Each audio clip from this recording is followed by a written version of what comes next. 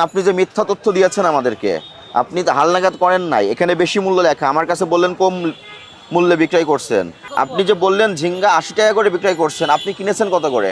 আমরা স্যার 60 টাকা কিনছি, এরপরে খরচ 60 টাকা করে কিনেছেন, আপনি 1 কেজিতে 20 টাকা লাভ করবেন? ভোক্তা অধিকার অধিদপ্তর থেকে আসছি আমরা, আমাদের সঙ্গে ছাত্র সমাজ আছে। সবজির দাম আগের চেয়েও কি বৃদ্ধি পেয়েছে না কমেছে? এরকমই তো স্যার। এই কাঁচামালের বিষয়টা হলো স্যার, একটু আমদানি হলে যেমন দাম কমে যায়, আমদানি না হলে বেড়ে যায়।